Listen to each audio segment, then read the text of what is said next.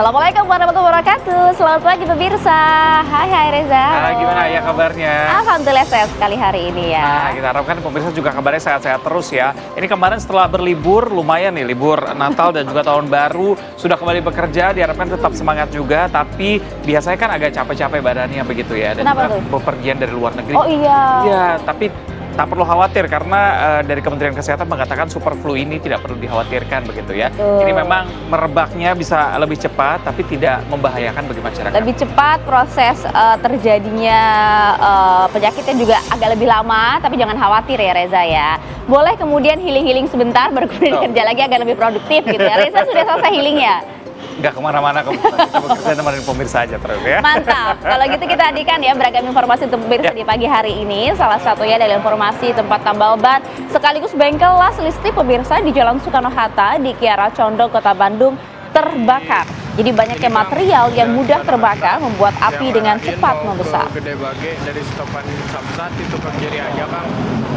Jadi kita lihat pemirsa ini api dengan cepat membesar yang direkam oleh warga begitu ya, bahwa terjadi kebakaran sekaligus tempat tambal ban las listrik, ini tepatnya di Bandung. Warga yang panik karena lokasinya berada di pinggir jalan langsung berhamburan keluar. Petugas Dinas Pemadam Kebakaran dan juga Penanggulangan Kota Bencana Bandung ini menerima laporan langsung bergerak dengan cepat ke lokasi kejadian. Dari keterangan warga, api diketahui sudah dalam kondisi membesar. Dugaan sementara penyebab kebakaran berasal dari korsleting listrik.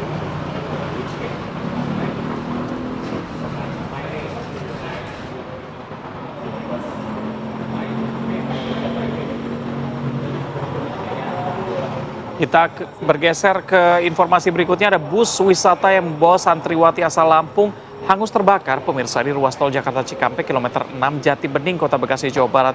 Jadi sebelum hangus terbakar, sopir yang mencium bau kebakar dan juga asap langsung menepikan bus tepat di bawah stasiun Jati Bening baru.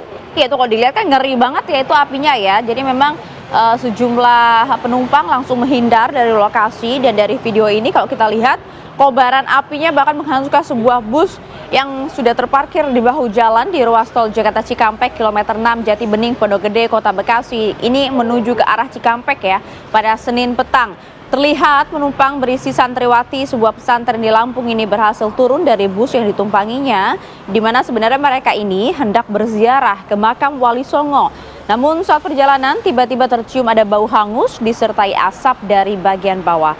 Sang sopir langsung berinisiatif menepikan bus di bawah stasiun LRT Jati Bening di pinggir jalan begitu ya. Dan pakaian santri yang disimpan dalam koper di bagasi pun turut terbakar. Penyebab kebakaran diduga adalah akibat dari korsleting listrik di bagian mesin bus.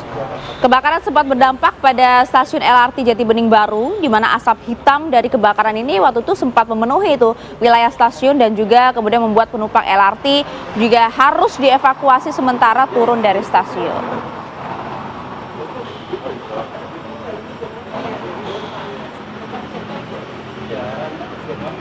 Iya, dari Bekasi, Jawa Barat kami ajak Anda bergeser menuju ke wilayah Medan, Sumatera Utara pemirsa. Ini ada sebuah minibus yang tengah terparkir di rumah, tiba-tiba saja terbakar saat ditinggal bekerja oleh pemiliknya.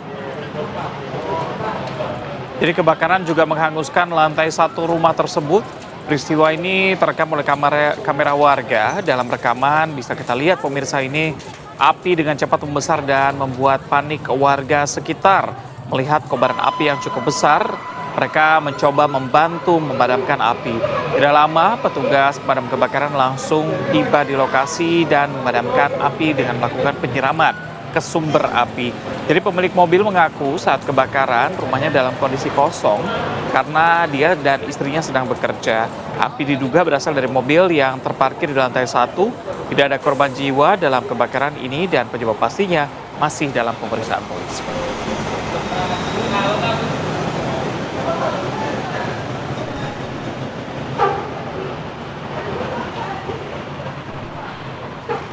Kita kabar lainnya pemirsa, ini laga pertandingan sepak bola antara personil TNI dan juga tim sepak bola Brimob yang digelar di lapangan Lakarada, Kecamatan Batauga pada Minggu sore di Buton Selatan berakhir ricuh. Iya, kita lihat videonya ya. Memang pada saat di lokasi ada ratusan orang yang berseragam loreng. Mungkin Anda bisa melihat dari kejauhan ini mengamuk hingga terjadi aksi kejar-kejaran di tengah lapangan. Jadi bahkan sejumlah warga ini juga turut menjerit histeris lantaran di lokasi bentrokan banyak terdapat anak kecil dan juga perempuan yang terjebak di tengah bentrokan. Akibat bentrokan tersebut, sejumlah personil kemudian mengalami luka-luka saat hendak dikonfirmasi. Pihak TNI dan kepolisian setempat masih enggan memberikan pernyataan resmi.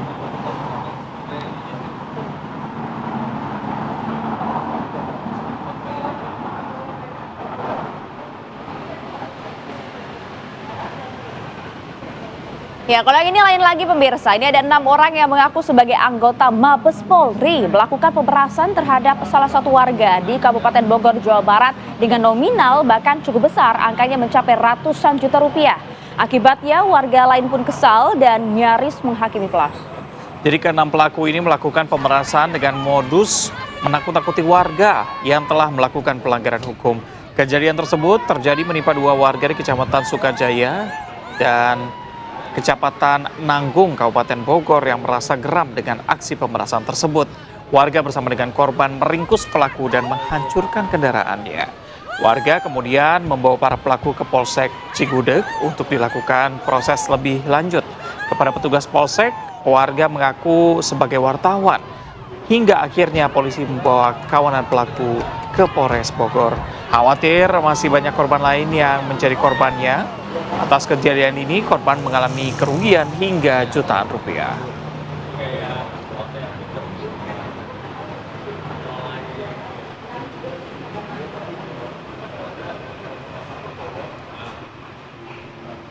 Pemirsa, yang berikut ini harus jadi perhatian kita ya. Ini ada pelaku pencurian sepeda motor yang menodongkan senjata api dan juga melepaskan tembakannya saat aksinya terpergok dan juga dikejar oleh pemilik sepeda motor. Terjadi di Gang Jamblang, Kecamatan Tangerang, Kota Tangerang, Banten. Aksi pelaku ini dibilang nekat karena memang beraksi pada waktu yang cukup terang begitu ya, masih siang hari dan situasinya ramai padat penduduk ya. Ini videonya cukup jelas di sini ya. Jadi memang terrekam nih kalau Anda lihat ya, di mana terduga pelaku yang berjumlah 2 orang berboncengan sepeda motor memantau situasi dan sasarannya. Kami lingkari di sana pemirsa. Ya, ini unit sepeda motor yang memang terparkir di luar rumah di Gang Jamblang pada Minggu siang kemarin. Setelah merasa aman, salah seorang pelaku kemudian melancarkan aksinya dengan merusak kunci menggunakan kunci letter T. Sedangkan pelaku lain menunggu di atas sepeda motor. Pemilik sepeda motor merasa curiga dengan gerak-gerik kedua pelaku dengan memantau melalui rekaman CCTV dari dalam rumah. Jadi memang kerjasama yang kolaboratif antara mereka untuk hal yang negatif gitu ya. Jadi pelaku berhasil membobol kunci dan sempat mendorong sepeda motor mereka.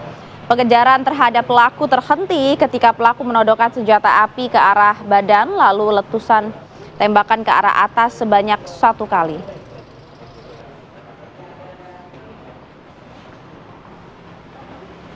Ya, sementara itu pemirsa, seorang remaja menjadi korban aksi begal di Kota Palembang, Sumatera Selatan. Korban ini bahkan terluka lantaran hendak mempertahankan kendaraannya yang akan dirampas. Jadi pemirsa, peristiwanya terjadi di Jalan Inspektur Marzuki, Kota Palembang. Saat korban sedang berkendara dengan sepeda motornya, tiba-tiba korban dibututi para pelaku sambil mengacungkan senjata tajam hingga terjadilah percobaan pembegalan. Merasa sepeda motornya akan dirampas, korban berusaha mempertahankannya sehingga terjadi perkelahian antara pelaku dan juga korban. Pelaku yang tidak berhasil mencuri motor korban langsung meninggalkan lokasi, sementara korban mengalami luka-luka. Usai kejadian, korban langsung melaporkan ke pihak berwajib.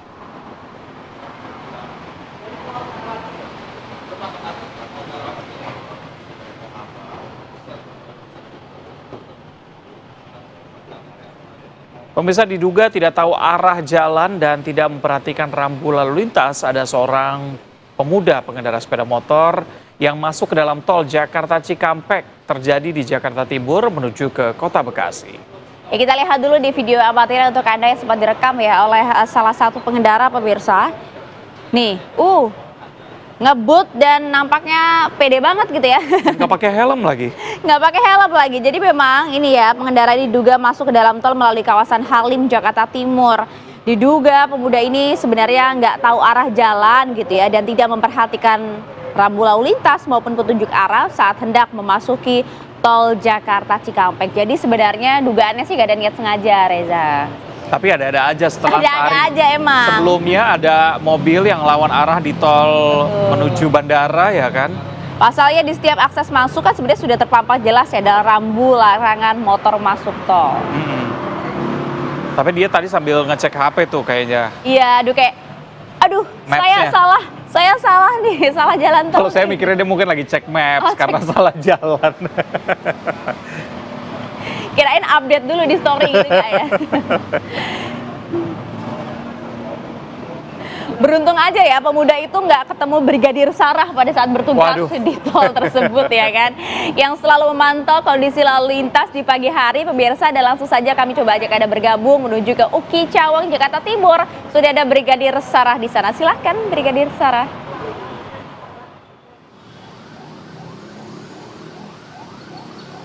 Baik, terima kasih Maria dan juga Reza, serta selamat pagi pemirsa. Dari kawasan Cawang UKI saat ini saya melaporkan situasi arus lalu lintas di mana peningkatan volume kendaraan memang sudah terlihat pada jam berangkat aktivitas perkantoran pada pagi hari ini. Baik untuk kendaraan dari arah Kramat Jati ataupun juga Cililitan yang akan mengarah ke Jalan DI Panjaitan dan juga Cempaka Putih saat ini sudah dalam keadaan ramai, ataupun juga kendaraan dari arah Cililitan yang akan mengarah ke MT Haryono dan juga Pancoran masih dalam keadaan kondusif, ramai lancar.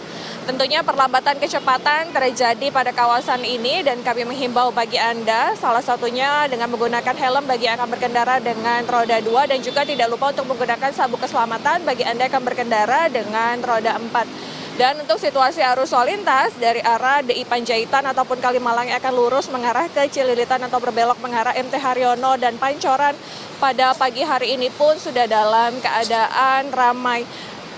Kendaraan dapat melaju dengan kecepatan berkisar 35 hingga 40 km per jam dan terdapat juga antrian kendaraan pada traffic light, namun selepasnya kendaraan dapat melaju dengan kecepatan normal. Kami menghimbau bagi Anda yang akan melintasi kawasan ini untuk berhati-hati dikarenakan pada kawasan ini banyaknya angkutan umum yang berhenti untuk menaik turunkan penumpang. Untuk situasi arus lalu lintas selanjutnya dari arah MT Haryono akan menuju ke arah Halim ataupun DI Panjaitan juga masih dalam keadaan kondusif, ramai lancar. Cuaca saat ini dalam keadaan cerah berawan dan kami menghimbau juga bagi Anda yang akan berkendara untuk menaati rambu lalu lintas yang berlaku serta mengikuti arahan dari petugas kami yang berada di lapangan untuk keamanan dan keselamatan sesama pengguna jalan. Dan pemirsa dapat kami informasikan berdasarkan data YRSMS Korlantas Polri, angka kecelakaan lalu lintas di seluruh Indonesia 1 kali 24 jam terjadi sebanyak 211 kasus laka lantas dengan rincian 20 meninggal dunia, 30 luka berat dan 307 luka ringan. Faktor penyebab kecelakaan lalu lintas ini dikarenakan para pengendara ceroboh terhadap pengendaranya. Untuk itu kami menghimbau bagi Anda yang akan berkendara untuk mematuhi rambu lalu lintas yang berlaku, jaga batas aman kecepatan kendaraan Anda ataupun jaga jarak aman kendaraan Anda dengan kendaraan lainnya. Dan untuk informasi tentang kondisi arus lalu lintas, Anda dapat menghubungi call center kami di 1500669 ataupun melalui SMS Center di 9119. Stop pelanggaran, stop kecelakaan, keselamatan untuk kemanusiaan, salam presisi. Kembali ke studio. Beli cabai merah sama terasi. Cakep. Brigadir Sarah, terima kasih. Kita ajak pemirsa untuk jeda sejenak. Pemirsa, usai jeda kami punya informasi pemerintah ini melalui Ditjen Bina Marga bergerak dengan cepat untuk memulihkan akses transportasi masyarakat, khususnya di jalur penghubung kawasan Tapanuli, Sumatera Utara yang terdampak.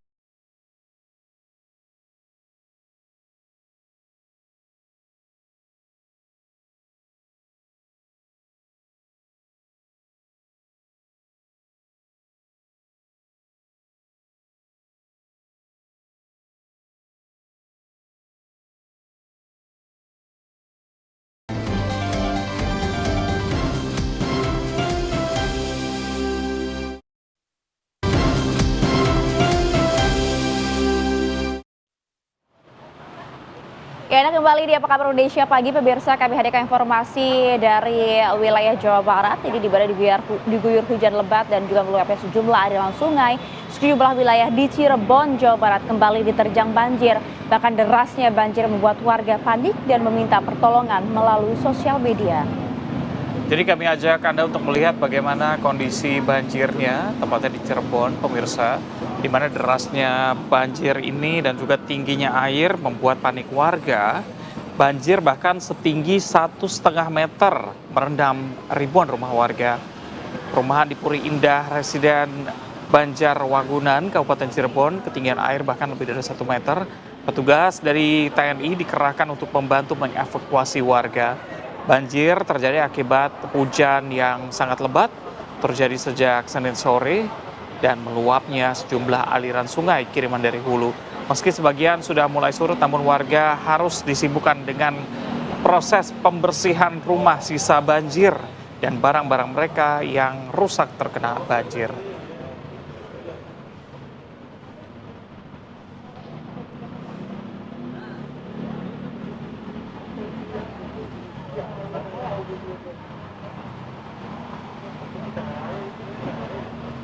Pemirsa, pemerintah melalui Ditjen Bina Marga bergerak dengan cepat memulihkan akses transportasi masyarakat khususnya di jalur penghubung kawasan Tapanuli, Sumatera Utara yang terdampak bencana. Ya, jadi pemirsa kalau kita bisa sampaikan begitu ya, Kementerian Pekerjaan Umum segera menurunkan memang tim tanggap darurat mereka begitu ya. Di wilayah Sumatera Utara ada total 53 titik longsor sepanjang jalan penghubung kawasan di Tapanuli, di mana 8 titik memang tak bisa dilalui sama sekali. Namun saat ini jalur Tarutung ke Sipirok sudah bisa dilalui meski pengguna jalan memang harus tetap diimbau lagi untuk tetap waspada akan bahaya longsor susulan.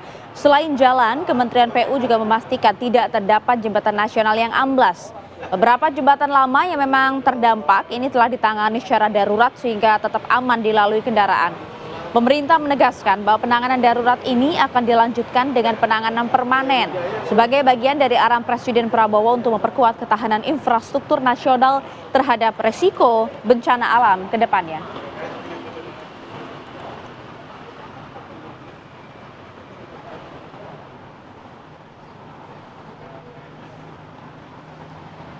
Pemirsa, masyarakat Indonesia sudah nampaknya nggak perlu khawatir lagi ya, seperti Reza tadi sampaikan soal merebaknya infeksi super flu. Yang penting waspada atas gejala yang ada dan juga kemudian biasakan nih perilaku hidup sehat dan juga bersih. Dan berikut pernyataan Widiawati, juru bicara Kementerian Kesehatan untuk Anda.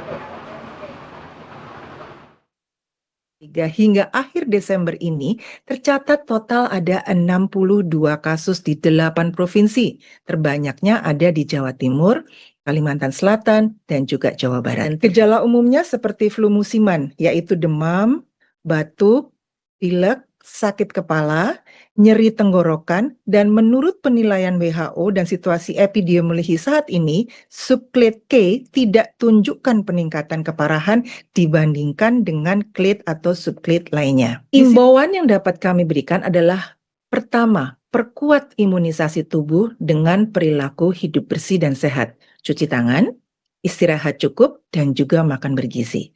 Kemudian lakukan vaksinasi influenza tahunan, terutama pada kelompok rentan, yaitu lansia, ibu hamil, dan komorbid. Kita beralih ke informasi lain, pemirsa. Mantan Mendikbudristek Nadiem Makarim menjalani sidang perdana hari kemarin di Pengadilan Negeri Jakarta Pusat. Iya pemirsa, ini sebelumnya memang sidang sempat tertunda 2 kali karena kondisi Nadiem yang masih menjalani operasi sebelumnya. Jadi meski dalam masa pemulihan pasca operasi, Nadiem tetap hadir di persidangan. Sidang kemarin beragendakan pembacaan dakwaan. Kuasa hukum Nadiem, Ari Yusuf Amir, menyampaikan setelah pembacaan dakwaan pihaknya langsung menyampaikan eksepsi. Nadiem menjadi terdakwa kasus dugaan korupsi laptop Chromebook saat menjabat sebagai Mendikbudristek.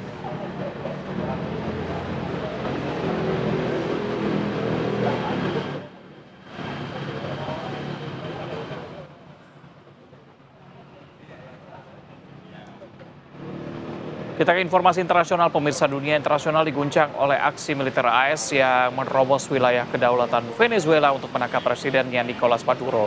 Manuver Amerika Serikat ini langsung memicu protes masyarakat dunia, termasuk warga Amerika Serikat sendiri.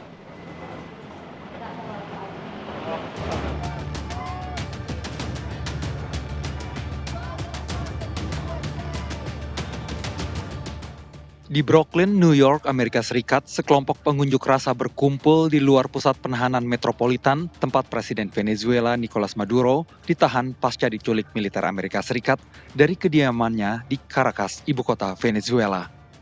Demonstran juga mengecam kebijakan Trump yang berencana mengambil alih Venezuela untuk sementara. Amerika Serikat telah bertindak di luar yuridiksinya menangkap seorang presiden negara berdaulat saat berada di negaranya sendiri atas tuduhan kejahatan narkotika untuk diadili di Amerika Serikat.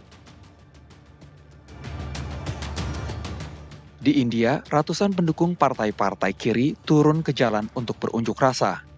Demonstran menyatakan pelanggaran internasional yang dilakukan Amerika Serikat sebagai manuver yang mengkhawatirkan perdamaian dunia. Aksi serupa juga terjadi di Turki. Ratusan orang berunjuk rasa di kota Ankara dan Istanbul. Demonstran menyerukan agar Amerika Serikat tidak mengintervensi negara asing dan mendesak Amerika angkat kaki dari Venezuela.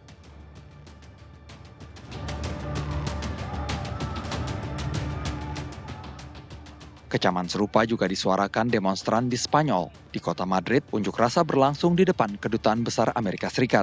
Perdana Menteri Spanyol Pedro Sánchez tegas menyatakan Spanyol tidak akan mengakui legalitas intervensi Amerika Serikat terhadap Venezuela karena merupakan pelanggaran hukum internasional.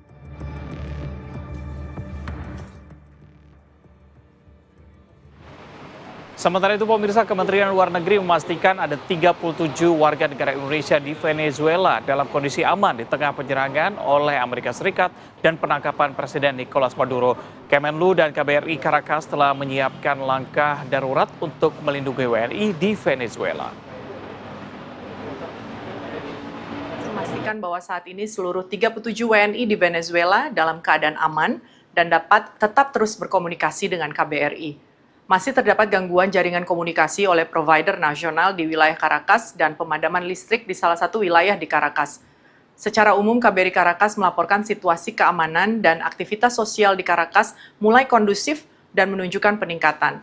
Kementerian Luar Negeri bersama KBRI Caracas telah memiliki contingency plan terkait situasi keamanan di Venezuela yang akan diberlakukan sekiranya dibutuhkan sesuai dengan perkembangan situasi terkini serta mengimbau WNI untuk terus siaga.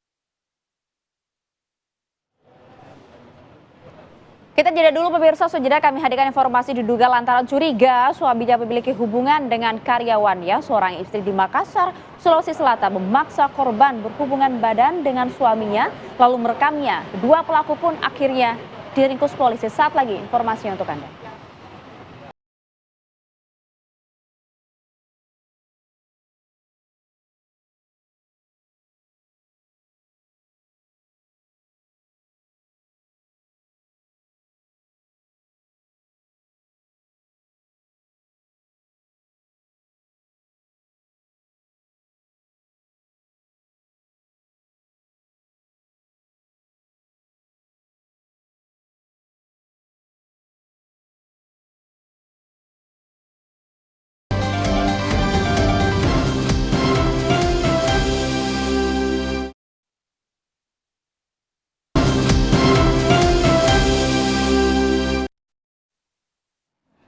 Terima kasih Anda masih bersama Apa Kabar Indonesia Pagi. Pemirsa, perkelahian antara dua kelompok juru parkir terjadi di Jalan Jenderal Ahmad Yani di sisi utara alun-alun pemirsa di wilayah Jawa Timur karena peristiwa yang diawali oleh cekcok mulut ini diduga adalah akibat permasalahan pribadi. Ya pemirsa, ini saat peristiwa terjadi kedua kelompok saling baku hantam hingga melemparkan berbagai benda. Salah seorang yang terlibat juga terlihat membawa senjata tajam dan membuat warga khawatir. Meski begitu, sejumlah warga lainnya bersama dengan petugas Dinas Perhubungan dan Satpol PP yang ada di lokasi berusaha untuk meredam emosi kedua belah pihak hingga aparat kepolisian datang ke lokasi. Saat petugas polisi tiba, petugas langsung menangkap dan juga menenangkan kedua belah pihak hingga akhirnya keduanya sepakat berdamai tanpa harus menempuh jalur hukum.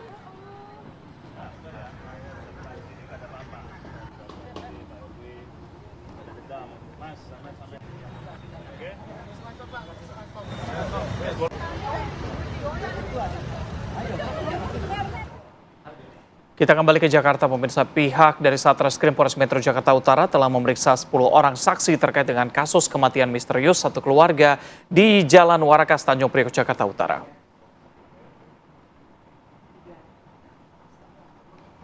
Jadi pihak kepolisian, pemirsa, kalau kita lihat ini sebenarnya juga kemudian melakukan pengungkapan dari penyebab pasti tewasnya 3 anggota keluarga di sebuah rumah kontrakan di Warakas, dan hingga saat ini 10 saksi yang terdiri dari tetangga, kemudian juga kerabat korban juga sudah diperiksa.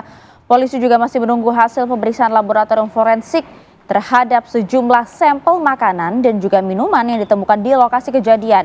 Penyidik fokus membandingkan material makanan dan juga minuman yang ditemukan di TKP dengan zat yang ditemukan di dalam tubuh korban. Penyidik juga kemudian tengah mendalami dugaan adanya zat berbahaya seperti cyanida atau kandungan lainnya yang menyebabkan ruam merah pada tubuh korban. Saat ini polisi masih menunggu hasil laboratorium forensik. Ini memang cukup mengkhawatirkan dan juga bikin heboh ya Betul, kasusnya. ramai. Satu keluarga tiba-tiba ditemukan meninggal dunia, bahkan Dengan kondisi yang nggak wajar gitu kan. betul, ada satu keluarga yang menemukan juga kabarnya dalam kondisi shock ya. Pasti ya, kita nggak bisa bayangkan seperti itu. Ya, sementara itu pemirsa, polisi mengungkap kasus pembunuhan anak petinggi Parpol PKS yang ditemukan tewas pada 16 Desember lalu, di mana pelaku diketahui merupakan spesialis pencurian rumah mewah yang terlilit kebutuhan ekonomi. Ya pemirsa, jadi dalam konferensi pers yang digelar oleh pihak kepolisian, Kombes Pol Dian Setiawan mengatakan motif kejahatan karena pelaku terlilit utang akibat mengalami kerugian saham kripto. Jadi pelaku merupakan pemain saham kripto yang merupakan pegawai operator produksi di salah satu perusahaan di Cilegon. Pelaku ditangkap saat pelaku melancarkan aksi pencurian di TKP kedua di rumah mantan anggota DPRD di Kelurahan Ciwedus, Kota Cilegon pada Jumat 2 Januari. Saat pelaku dan barang bukti diamankan, polisi menemukan bercak darah di pisau pelaku. Pemeriksaan tes DNA juga dilakukan terhadap sampel darah. Hasilnya diketahui cocok dengan darah korban Muhammad Aksal, anak petinggi Parpol PKS. Polisi pun mengungkapkan saat melakukan perampokan pertama, tersangka berpapasan dengan anak korban di dalam rumahnya yang berakhir pada pembunuhan.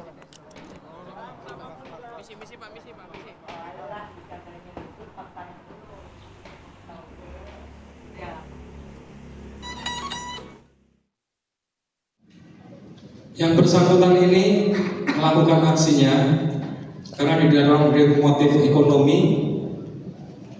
Ini diketahui oleh penyidik bahwa yang bersangkutan sebelumnya sempat bermain saham kripto dengan modal awal 400 juta, yang mana uang tersebut diperoleh dari tabungan bersama yang bersangkutan dengan istrinya. Aparat kepolisian dari Polrestabes Makassar meringkus pasangan suami istri pelaku ruda paksa terhadap karyawannya. Lantaran curiga suaminya memiliki hubungan dengan karyawan, sang istri memaksa korban berhubungan badan dengan suaminya, lalu merekamnya. Nggak habis pikir pemirsa, di mana pelaku S dan istrinya S ini saat ini menjadi tahanan di Polrestabes Makassar usai keduanya dilaporkan melakukan tindak kekerasan seksual atau ruda paksa terhadap karyawannya sendiri.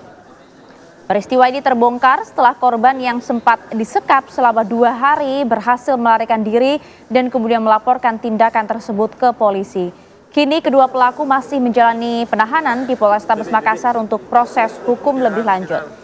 Ini memang cukup ramai diperbincangkan di media sosial karena nggak masuk di akal begitu ya tindakan yang dilakukan oleh pasangan suami istri ini, dan apa sebenarnya motif dari perlakuan kedua pelaku ini. Kami coba ajak Anda untuk berbincang langsung bersama dengan Kanit PPA Polrestabes Makassar, ada Ibtu Arianto. Selamat pagi Pak Kanit. Assalamualaikum.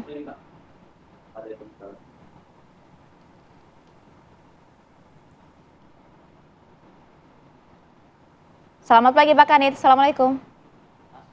Waalaikumsalam Mbak, selamat pagi. Iya, Pak Kanit mungkin boleh dijelaskan terlebih dahulu Pak, sebenarnya duduk perkara seperti apa? Karena kalau kemudian kita baca, kita dengar dari media sosial, nggak masuk di akal begitu Pak. Ya, jadi gini Mbak, kami ceritakan sedikit kronologisnya.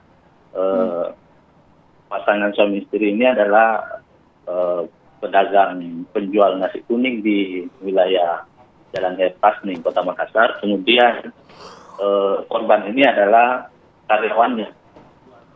Selanjutnya si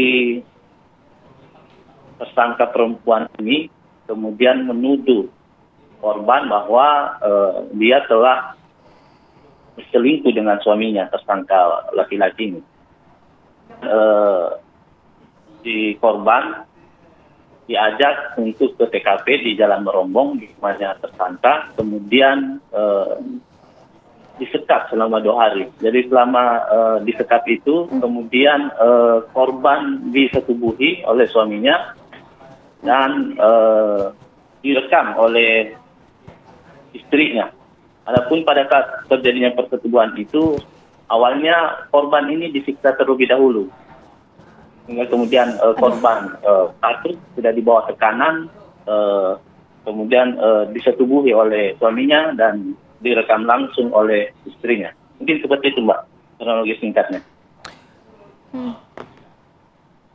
Baik, Pak Arianto, kan tadi sempat dikatakan bahwa sebenarnya sang istri katanya memiliki bukti kuat nih bahwa terjadi perselingkuhan antara korban dan juga suami dari pelaku sendiri. Apakah memang terjadi perselingkuhan sebelumnya dan apakah bukti tersebut juga sudah ditemukan oleh pihak kepolisian? Jadi bukti yang dimaksud oleh istrinya itu sampai sekarang belum ada ditunjukkan ke kami. Terus kemudian mereka menduga, istri ini menduga terjadi perselingkuhan karena karyawan dan si bos laki-laki ini memang mereka dekat, tapi kan dekatnya dalam hal mereka sama-sama kerja di tempat jualan nasi kuning itu. Seperti itu Mas. Oke, tapi kemudian sejauh ini hasil penyelidikan dari polisi, apa motifnya sebenarnya Pak? Motif untuk sementara yang kami dapatkan dan pengakuan dari kedua tersangka, terutama si tersangka istri ini, dia merasa sakit hati terhadap karyawannya ini karena menurutnya saya sudah pekerjakan dia, kemudian dia berselingkuh dengan suami saya. Seperti itu Mbak. Oke, Pak, kalau misalnya kami lihat ya dalam konferensi pers kemarin dalam gelar perkara, itu kan ada beberapa tersangka yang kemudian berada di lokasi di belakang Anda. Apa peran-peran dari masing-masing pelaku ini, Pak? Oh, yang untuk konferensi kemarin itu ada 3 perkara, Mbak. Yang lain itu perkara pembunuhan. Oke, artinya dikonfirmasi hanya ada 2 pelaku saja ya, Pak ya? Iya, 2 orang saja, Mbak. Suami istri ini. Oke. Baik, Pak Arianto, ini kan sebelum dilakukan penyiksaan secara seksual, korban sendiri sudah disekap selama 2 hari begitu ya. Dalam proses 2 hari penyekapan ini dilakukan penyiksaan juga. Apakah keluarga dari korban saat itu tidak berusaha mencari dan bagaimana tanggapan dari karyawan-karyawan lainnya? Ya, jadi pada saat disekap itu, si tersangka perempuan ini sempat menyuruh korban untuk menelpon bapaknya. Tapi pada saat ditelepon itu bapaknya juga ikut diancam oleh si tersangka perempuan ini, si istri. Diancam, disampaikan, kamu jangan ikut ya dengan perbuatannya anakmu ini akan saya libatkan. Sehingga karena orang tuanya takut, sehingga kemudian pada saat itu dia tidak berani untuk menjemput anaknya. Terus kami tambahkan setelah... Silakan. Gimana, Pak? Silakan, Pak. Ya, setelah maghrib, kejadian mereka disekap sudah 1 kali 24 jam lebih. Maghrib itu korban terbangun dan melihat tidak ada kedua pelaku di rumah. Selanjutnya korban ini menelpon ke sepupunya, maka sepupunya inilah yang menjemput di TKP. Itu, Mbak. Oke. Apakah kemudian juga ditemukan tindak asusila yang dilakukan pelaku pada korban ini juga sebenarnya dilakukan juga kepada karyawati-karyawati lainnya, Pak? Untuk itu kami masih dalami, Mbak. Belum. Kami masih dalami, Mbak. Belum ada keterangan dari korban lain. Pak Rianto, terakhir ancaman hukuman bagi para pelaku? Ancaman hukuman 9 sampai 12 tahun. Oke, baik. Terima kasih Kanit PPA Polrestabes Makassar, Ibtu Arianto sudah bergabung bersama kami pagi ini. Terima kasih Pak Kanin. Assalamualaikum. Oke pemirsa, kami jeda dulu pemirsa, sejeda kita coba ajak Anda masuk ke diskusi utama kami. Ini cukup berat memang, tapi nanti kami coba ajak Anda untuk mendalaminya secara lebih awam begitu ya. Karena kan KUHP yang baru ini resmi berlaku kan ya Reza. Namun penerapannya memang kalau kita lihat di media sosial gitu ya, banyak ada perdebatan publik di sana. Jadi sejumlah pasal bahkan dinilai berpotensi begitu ya, menimbulkan multitafsir. Bahkan juga ada yang mengatakan dikhawatirkan bisa membatasi ruang kebebasan berpendapat. Betul tidak sih demikian? Nanti kita akan coba ajak Anda bedah satu persatu ya. Tapi usai jeda sesaat lagi.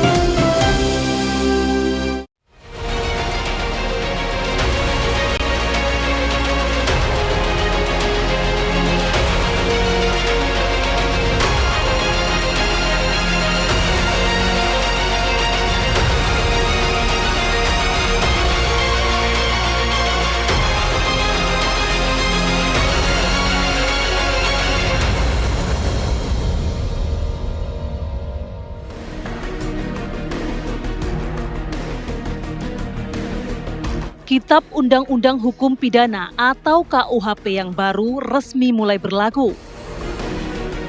Pemerintah menyebut aturan ini sebagai pembaruan hukum pidana nasional, menggantikan KUHP lama peninggalan kolonial Belanda. Namun penerapannya menuai perdebatan publik. Sejumlah pasal dinilai berpotensi menimbulkan multitafsir dan dikhawatirkan dapat membatasi ruang kebebasan berpendapat. Salah satu pasal yang jadi sorotan adalah tentang demonstran bisa dipidana bila lalai menginformasikan aksi kepada polisi. Yang kedua, terkait pasal penghinaan terhadap presiden, wakil presiden, dan lembaga negara, serta pasal tentang perzinaan. Merespon hal tersebut, sekelompok mahasiswa dan pegiat demokrasi mengajukan uji materi ke Mahkamah Konstitusi. Mereka menilai pasal-pasal tersebut berpotensi bertentangan dengan prinsip kebebasan berekspresi yang dijamin konstitusi. Sementara itu, pemerintah menegaskan pasal-pasal dalam KUHP baru telah dirumuskan dengan prinsip kehati-hatian dan tidak dimaksudkan untuk membungkam kritik, melainkan menjaga martabat lembaga negara dan ketertiban umum. Lantas, apakah kekhawatiran publik beralasan? Sejauh mana KUHP baru berpotensi mengancam ruang kritik dan kebebasan sipil? Dan bagaimana implikasinya bagi demokrasi ke depan?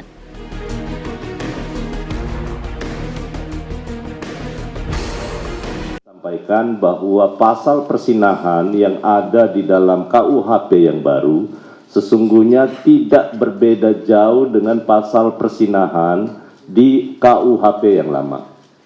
Satu-satunya yang baru adalah karena kalau di KUHP yang lama itu hanya mengatur persinahan yang dilakukan oleh salah satunya sudah berkeluarga, pernikahan, ada hubungan pernikahan ya. Tapi di dalam KUHP yang baru itu juga ada yang terkait dengan anak. Ya, yang harus dilindungi. Tetapi kedua-duanya tetap adalah delik aduan. Jadi yang boleh mengadu adalah suami atau istri atau orang tua dari si anak. Mengapa tidak pakai pasal penghinaan biasa? Kalau toh itu kan delik aduan, kan ada pasal penghinaan biasa. Betul kan? Mengapa harus ada khusus terhadap martabat presiden dan wakil presiden? Saya balik bertanya, ini bukan salah satu bentuk diskriminasi, bukan? Kalau dikatakan tidak perlu ada pasal penyerangan harkat dan martabat presiden, karena itu masuk bisa dalam pasal penghinaan biasa, maka saya katakan pasal makar yang pembunuhan terhadap presiden dan wakil presiden itu dihapus saja. Toh ada pasal pembunuhan biasa. Mengapa tidak menggunakan pasal pembunuhan biasa, tetapi harus ada tentang makar terhadap terhadap nyawa presiden dan wakil presiden. Artinya apa, saudara-saudara? Penyerangan harkat dan martabat presiden ini sama sekali bukan bentuk diskriminasi, tapi ini adalah primus inter pares. Apa artinya primus inter pares? Presiden dan wakil presiden itu adalah yang utama di antara yang sederajat. Jadi setiap orang yang akan mengadakan demonstrasi atau pawai, intinya harus memberitahukan kepada polisi. Kata-kata di situ adalah memberitahukan, bukan izin. Mengapa pasal ini harus ada? Ya, sekali lagi, mengapa pasal ini harus ada? Karena ini berdasarkan pengalaman yang pernah terjadi di Sumatera Barat, di mana sebuah mobil ambulans yang membawa pasien itu, dia mati di dalam karena terhadang oleh demonstran. Jadi tujuan memberitahu ke aparat keamanan supaya bisa mengatur lalu lintas. Demonstrasi kita menjamin kebebasan berbicara, tetapi kita harus ingat juga bahwa ada hak dari pengguna jalan.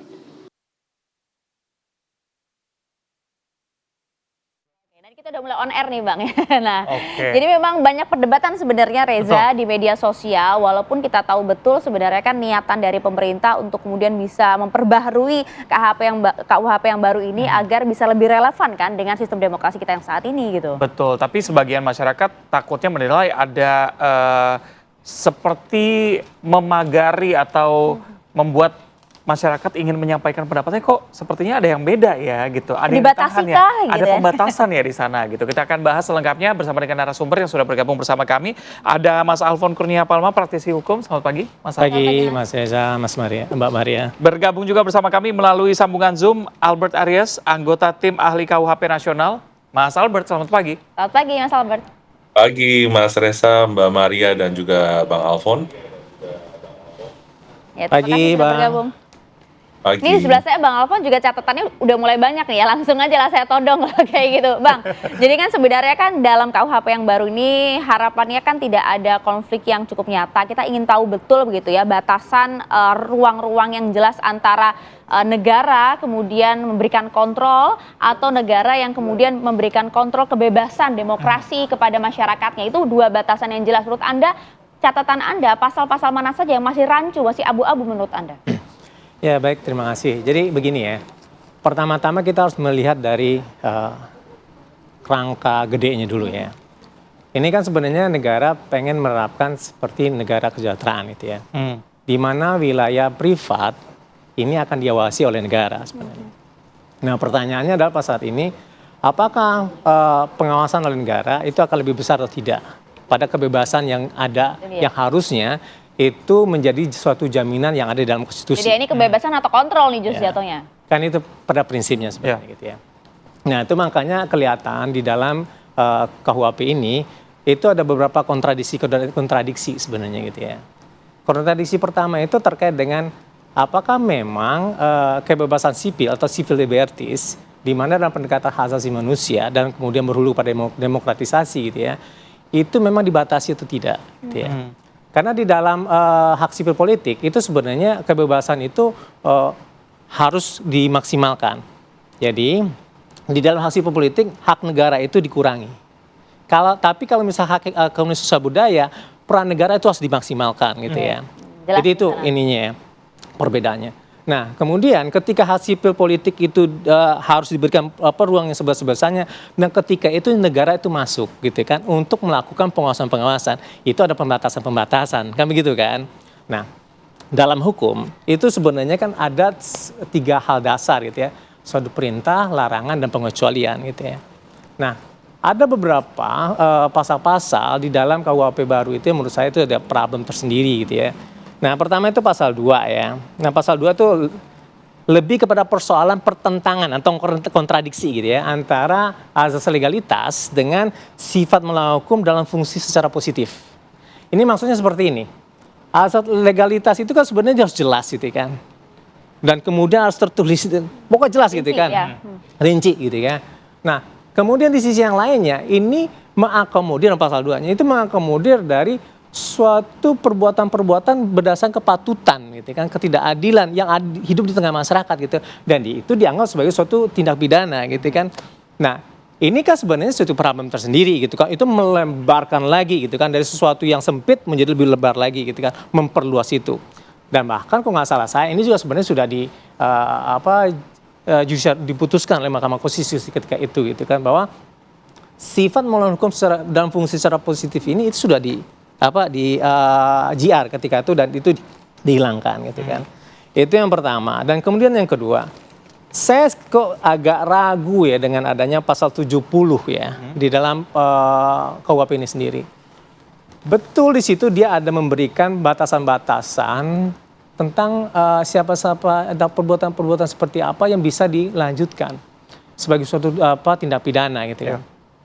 Nah, tapi kekhawatiran saya itu lebih kepada persoalan apakah ini nanti tidak disalahgunakan, walaupun di situ ada pasal tentang alasan pemaaf dan pembenar di situ ya.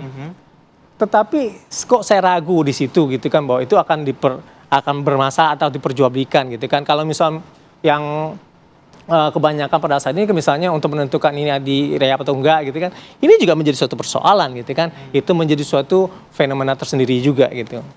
Nah, itu yang kedua. Dan kemudian yang ketiga gitu ya, yang saya katakan tadi tentang kontradiksi itu antara kebebasan sipil gitu ya, dalam pasal 218, 240 itu sendiri gitu ya. Nah, ini kan sebenarnya suatu kebebasan sebenarnya harus diberikan. Dan di situ ini tidak ada ukuran sebenarnya gitu, yang dimana dimaksud sebagai penghinaan.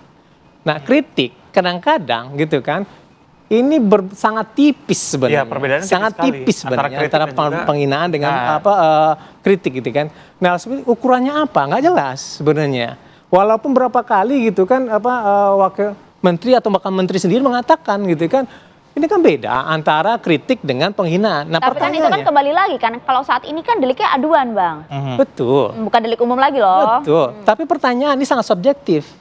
Walaupun delik aduan sangat subjektif. Kalau saya merasa tersinggung dengan itu, saya bisa melaporkan kan, saya mengadukan kan. Nah, yang membedakan itu kan begini, ada proaktif dari aparat hukum untuk melakukan pemrosesan, dan satu lagi enggak, berdasarkan laporan atau pengaduan kan begitu kan. Tapi ini kan negarawan loh ini loh. Kan nah, pertanyaannya segenegarawan apa yang banyak di Indonesia ini? Itu pertanyaannya. Itu ya ketiga gitu. Keempat, ini terkait dengan pasal 256 itu ya, terkait dengan demonstrasi. Menurut saya ini sebenarnya permasalahan administratif sebenarnya.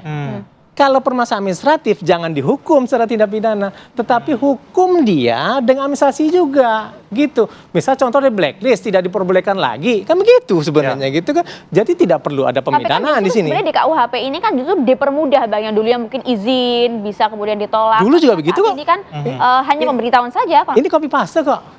Dari undang-undang yang ada kok, kan gitu kan. Tapi yang dulu itu cuma salah satu tata cara, satu tahapan gitu kan. Ini menjadi satu tindak pidana tersendiri gitu kan. Dan kemudian ini ada sanksi pidananya. Pertanyaan, dalam suatu kesalahan administratif ini dipidanakan. Nah, kenapa tidak? Ini permasalahan administratif, ini ditindak secara administratif. Kan sampai gitu situ kan? dulu tuh, coba ya. Masih banyak kita sebenarnya ini. Nah, itu sampai di situ dulu, Ada yang menarik tadi. Mas Albert, Anda melihatnya gimana? Ada indikasi bahwa ini seolah-olah bukannya sebagai fungsi pengawasan, justru malah bisa membatasi masyarakat untuk berekspresi, mengutarakan pendapatnya mereka begitu. Anda lihatnya gimana, Mas? Dalam dua pasal ya, 256 dan juga 218 tadi fokusnya. Ya, terima kasih Mas Reza dan Mbak Maria. Saya coba jawab 4 poin yang disampaikan oleh Bang Alfon tadi dengan singkat ya. Yang pertama berkaitan dengan living law. Living law itu memang adalah amanat dari konstitusi kita, pasal 18B, bahwa negara mengakui dan menghormati satuan masyarakat hukum adat yang masih hidup hukumnya. Nah, pengaturan living law ini yang seringkali disalah mengertikan, karena pengaturan living law dalam KUHP itu nanti akan diatur di dalam perda. Artinya hanya berlaku di daerah tersebut dan juga disertai dengan margin apresiasi. Artinya satu perda itu tidak boleh bertentangan dengan Pancasila, Bhinneka Tunggal Ika, NKRI, hak asasi manusia dan prinsip hukum yang berlaku umum, universal. Artinya ketika dituangkan dalam perda, ini tidak menjadi bertentangan dengan asas legalitas. Itu yang pertama. Kemudian yang kedua, berkaitan dengan pasal 70. Justru pasal 70 itu menjadikan pidana penjara bukan lagi menjadi primadona di dalam KUHP nasional kita ini. Mengapa demikian? Karena memang KUHP baru dalam pasal 65 itu menyediakan draft sort jenis-jenis alternatif pidana lain selain pidana penjara. Ada pidana denda, pengawasan, kerja sosial, dan lain sebagainya. Nah, mengapa demikian? Karena konsekuensi dari mengedepankan pidana penjara sudah kita tuai selama ini, yaitu adalah kondisi overcrowding lapas. Lapas kita itu kapasitasnya hanya 132.000, tapi dihuni oleh 280.000 orang. Ini kondisi yang sangat mengenaskan, dan KUHP nasional mencoba untuk memperbaiki keadaan ini dengan menempatkan pidana penjara sebagai upaya terakhir atau ultimum remedium. Berikutnya yang ketiga, tadi perbedaan kritik dan delik ya. Saya perlu menegaskan sekali lagi kepada masyarakat Indonesia bahwa kritik sama sekali tidak dipidana. Yang dipidana adalah perbuatan batasannya di mana, Pak Albert? Penghinaannya apa? Penghinaan itu adalah perbuatan menista, merendahkan, dan juga memfitnah. Saya pikir konstitusi dimanapun, Mbak Maria dan Mas Reza, memberikan kebebasan seluas-luasnya bagi masyarakat untuk berpendapat. Tetapi tidak ada satupun konstitusi di dunia ini yang mengizinkan masyarakat untuk menghina siapapun.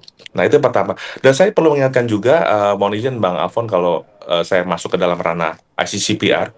Pasal 19 ICCPR itu memungkinkan hak-hak sipil politik itu dibatasi untuk kepentingan ketertiban umum dan dasar moralitas. Jadi kebebasan berpendapat dijamin, tapi di satu sisi ingat ada hak orang lain juga. Nah, dalam hal ini saya sudah menyampaikan juga, kalaupun perbuatan itu dianggap sebagai suatu penghinaan, pembentuk undang-undang mencoba untuk mengkanalisasi perbuatan tersebut bahwa tidak akan pernah ada proses hukum tanpa ada pengaduan resmi dari presiden, wakil presiden, atau dari pimpinan lembaga terkait. Dan terakhir, berkaitan dengan pasal 256 tentang unjuk rasa tanpa pemberitahuan, pertama saya perlu menegaskan bahwa ini tidak berkaitan dengan izin. Ini adalah tindak pidana yang bersyarat, ada 2 syarat yang harus dipenuhi.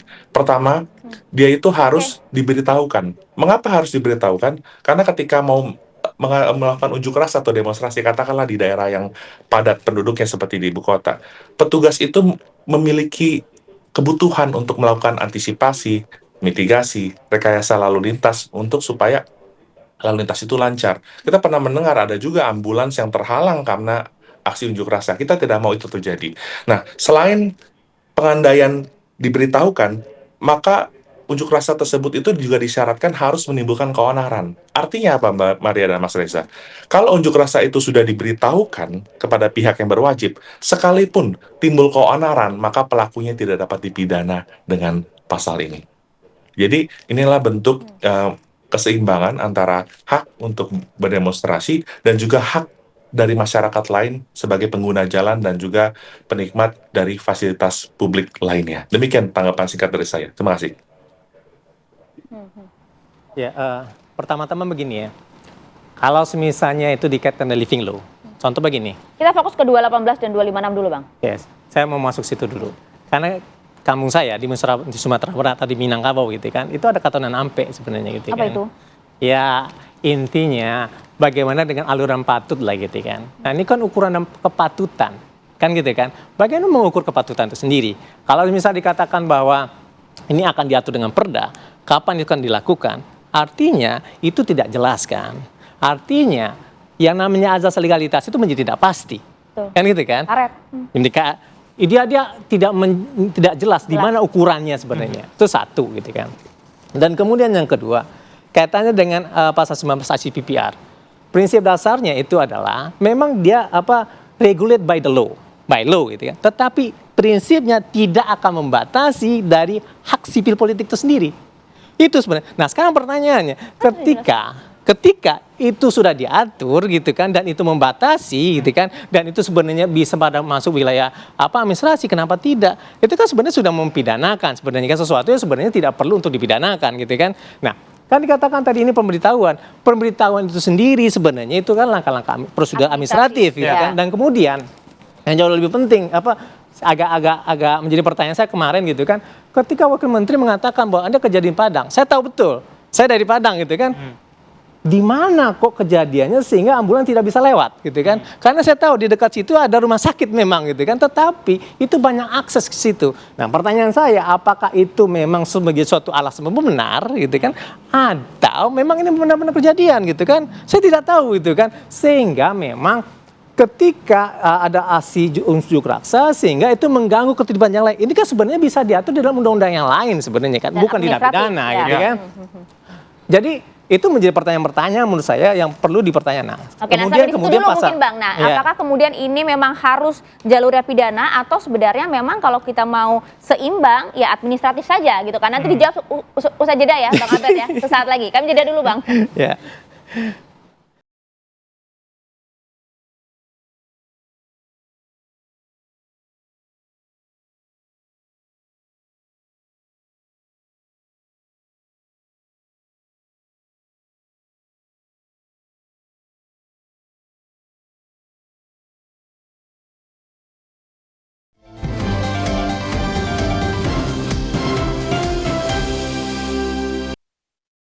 Itu yang dikatakan tidak jelas. Oke, nah langsung saja Bang Albert menjawab pertanyaan dari Bang Alfon tadi Bang ya. Jadi sebenarnya batasannya di mana kalau kemudian ini ingin memberikan kebebasan berpendapat gitu ya. Tapi kan kalau kemudian negara tidak ingin mengontrol, jangan dong kemudian pasalnya justru bisa dipidanakan begitu. Ya, seperti yang saya katakan tadi, Mbak Maria, justru kita mencoba mengkanalisasi setiap perbuatan yang melawan hukum itu ke dalam suatu pasal yang tepat. Mengapa saya katakan pasal yang tepat? Karena sebelum KUHP nasional berlaku, selama ini banyak simpatisan, mohon maaf ya dengan segala hormat, relawan, pihak ketiga yang mengatasnamakan kepentingan presiden, wakil presiden, atau pimpinan lembaga negara untuk melaporkan penghinaan kepada mereka dengan pasal-pasal yang nggak relevan. Katakanlah dengan pasal hoax, pasal ujaran kebencian, dan sebagainya. Dan sangat miris ya, perkaranya justru diproses dan dinyatakan bersalah. Nah, ketika pembentuk KUHP nasional mengkanalisasi perbuatan itu menjadi delik aduan, maka tidak akan ada proses hukum tanpa ada pengaduan yang sah. Dan saya pikir Mbak Maria, Mas Reza, dan Bang Alfon, Presiden dan Wakil Presiden kemungkinan akan berpikir ulang untuk mengadukan warganya sendiri, karena tidak seorang pun yang diwajibkan menggunakan haknya untuk mengadu, termasuk juga Presiden dan Wakil Presiden serta pimpinan lembaga tersebut. Jadi kesimpulannya apa Mbak Maria? Perbuatan penghinaannya itu tetap melawan hukum, tapi tidak akan diproses karena pilihan untuk membuat pengaduan itu akan menjadi hak langsung dari Presiden dan Wakil Presiden dan bukan menjadi hak dari pihak ketiga lainnya. Itu bagaimana ya? Nah, itu kan pilihan ya Mbak Maria ya. Karena kan saya katakan tadi. Gimana? Agak sulit ya kalau semisal dikatakan tidak ada jaminan untuk tidak akan dilaporkan gitu kan. Ini kan sangat subjektif. Subjektivitas itu sangat tergantung dengan kuping tipis dengan tidak sebenarnya gitu kan. Saya tidak karena mengatakan kalau misalnya, tidak ada jaminan, tetapi kuping tipis gitu kan. Tadi Anda bilang seperti itu, Bang. Bukan, saya tidak mengatakan presiden atau wakil presiden sudah pasti tidak akan membuat pengaduan, bukan. Tetapi saya mengatakan bahwa tidak akan ada proses hukum tanpa ada pengaduan yang resmi dan sah. Kan bukankah kita sedang mau memperbaiki praktek penegakan hukum yang belum baik selama ini? Ketika simpatisan, relawan, pihak ketiga mengatasnamakan presiden dan wakil presiden membuat laporan ke polisi dengan pasal-pasal yang nggak relevan. Nah, dalam konteks demokrasi, saya sudah katakan tadi, perbuatan penghinaan itu nggak bisa dibenarkan dengan ajaran apapun. Mau pakai nilai hukum, nilai moralitas, nilai agama. Tetapi, sekali lagi, presiden, wakil presiden, dan pimpinan lembaga kemungkinan besar akan berpikir dan mempertimbangkan ulang sebelum membuat pengaduan. Gitu. Iya, jadi begini sebenarnya. Terkait dengan pertimbangan-pertimbangan itu kan sebenarnya tidak saja terkait dengan si subjektif dia itu sendiri gitu kan, tetapi juga banyak juga ada dorongan-dorongan yang lain juga gitu kan. Ya udah laporin aja gitu kan, gitu kan. Walaupun memang si aktor ini presiden atau wakil presiden tidak pengen melakukan itu gitu kan. Dan kemudian itu juga menjadi nilai tambah kalau misalnya dia memang berkuping tipis gitu kan. Nah, itu suatu kritik sudah dianggap sebagai suatu penghinaan. Kan itu mendowngrade sebenarnya gitu, kritik gitu kan. Kan sebenarnya pembatasan di dalam KUHP ini kan kalau misalnya itu tidak benar. Dalam artian itu bukan negatif. Kalau misalnya suatu pernyataan negatif itu diperbolehkan, karena itu ketika itu dinyatakan positif dan kemudian masyarakat menyatakan tidak negatif, itu menjadi suatu kritik gitu kan. Tetapi bisa aja yang negatif itu dikatakan sebagai suatu hoax gitu kan. Bisa saja hoax itu sebenarnya belum terbuka, jadi dianggap satu hoax gitu kan. Nah, ini hal-hal yang sebenarnya gradasi yang dipertimbangkan, apalagi kan itu seperti di dalam penjelasan itu seperti gitu kan. Itu agak rancu ya. Bukan tidak hanya tidak rancu gitu, itu batasnya menjadi sangat luas gitu kan. Nah itu ya menjadi persoalan mendasarnya di situ kan. Tetapi yang menjadi concern saya pada saat ini adalah lebih kepada persoalan apakah memang negara itu pengen mengatur gitu kan sesuatu yang sebenarnya tidak perlu diatur gitu kan. Nah misalnya contoh tadi gitu kan, yang dikatakan nilai-nilai kepatutan itu nggak perlu juga sebenarnya gitu kan.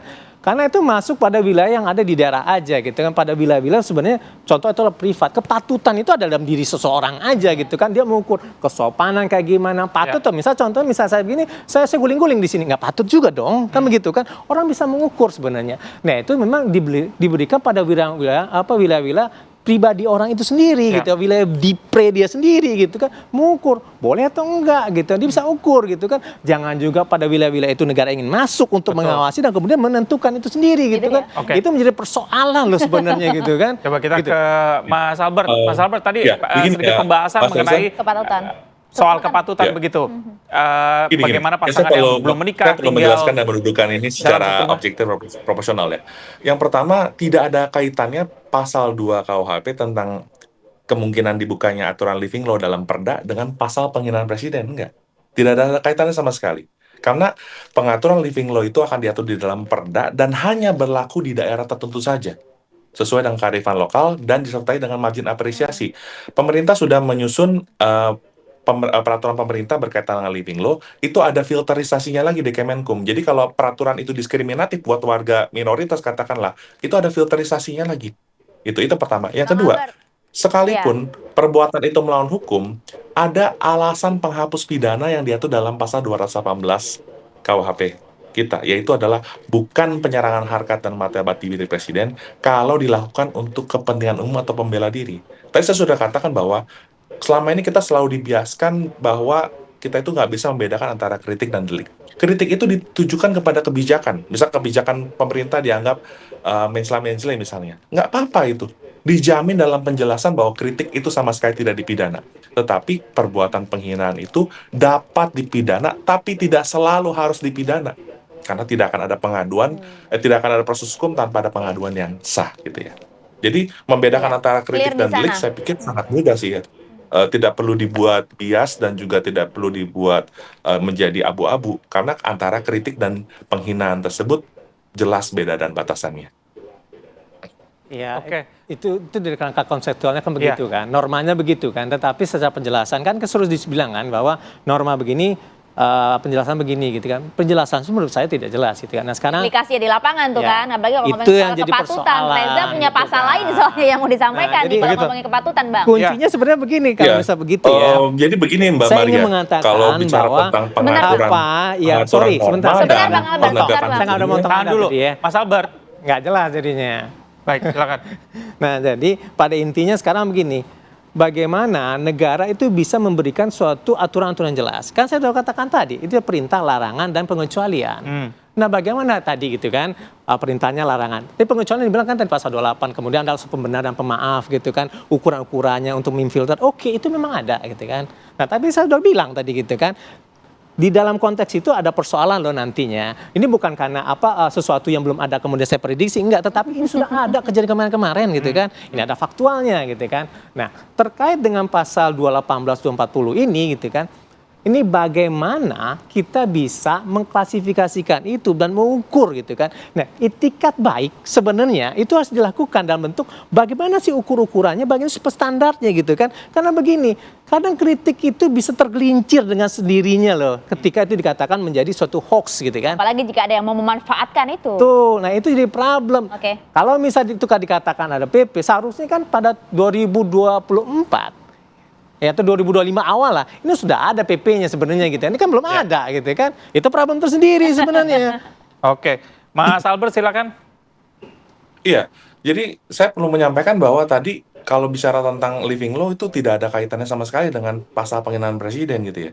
Nah, justru kita memperbaiki karena pasal sebelumnya itu deliknya delik biasa. Jadi pasal 134 KUHP tentang penghinaan presiden itu delik biasa.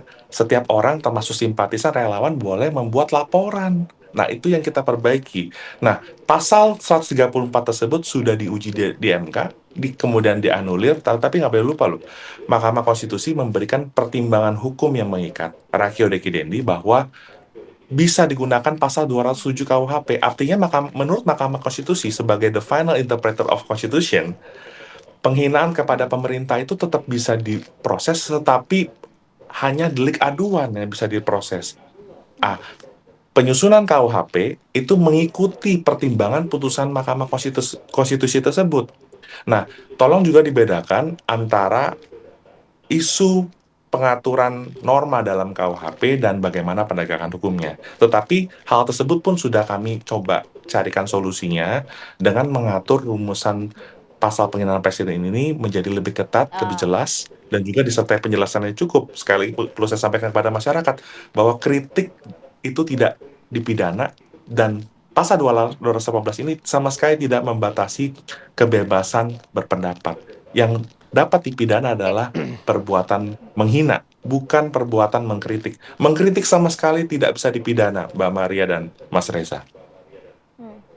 Misalnya contoh nih, mengkritik MBG misalnya.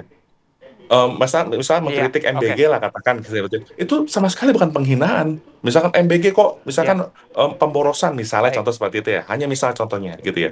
Itu bukan penghinaan, itu mengkritisi kebijakan. Bahkan dalam pasal 218 KUHP, kritik yang merupakan pendapat yang berbeda, koreksi, saran, masukan, itu tidak dipidana. Dan Mbak Maria dan Mas Reza perlu ketahui juga, penjelasan itu kami ambil justru dari Undang-Undang Pers. Dan buat rekan-rekan pers juga nih, biar tahu juga nih. Iya, buat teman-teman ketahui, terima kasih. Ini pasal ini sama sekali tidak ditujukan buat rekan-rekan pers. Jadi jangan khawatir, karena ada mekanisme hak jawab menurut Undang-Undang Pers. Terima kasih. Saya nambahin dikit ya. Baik, sayang waktunya habis. Saya nambahin dikit. Singkat Contoh saja, tadi Bang. ya, dicontohkan bahwa contoh MBG itu pemborosan. Dalam perkataan orang lain itu dikatakan itu hoax. Kenapa? Karena ini sudah dihitung.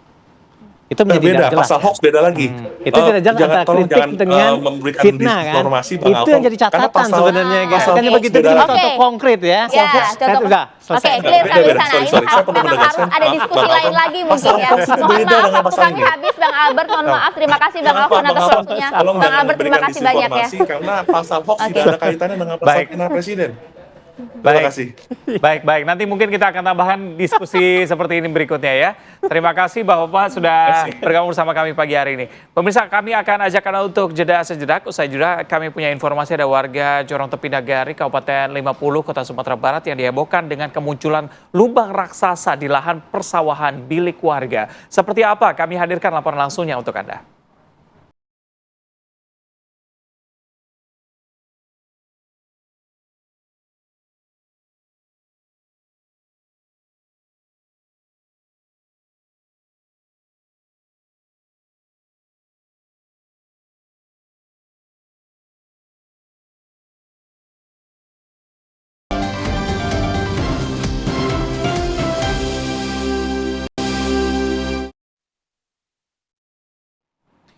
Terima kasih pemirsa, Anda masih bersama kami di Apa Kabar Indonesia Pagi. Ini warga Jorong Tepi Nagari, Kabupaten 50, Kota Sumatera Barat dihebohkan dengan kemunculan lubang raksasa yang muncul di lahan persawahan milik warga.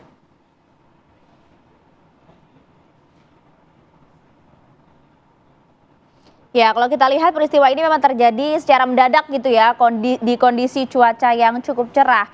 Kalau Anda bisa lihat jelas nih ya, tanah yang semula padat tiba-tiba mendadak turun ke dalam membentuk lubang besar yang dikenal dengan sinkhole. Warga yang mengetahui langsung melaporkan ke perangkat nagari dan kepolisian setempat. Dari hasil pengukuran sih bahwa lubang ini memiliki kedalaman mencapai 5,7 meter dengan diameter sekitar 7 meter ya. Polisi saat ini yang sudah tiba ke lokasi juga langsung kemudian memasang garis polisi ya agar steril dan mencegah juga warga mendekati lubang.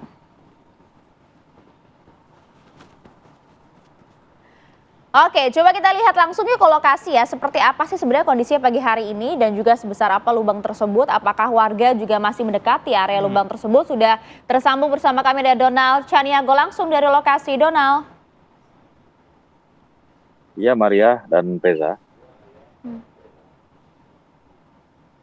Saya berada di di Jorong Tapi Nagari Situjua, Batua, Kabupaten 50 Kota, di mana di belakang saya ini adalah yang dinamakan sinkhole ataupun tanah amblas di daerah persawahan milik warga, di mana pagi ini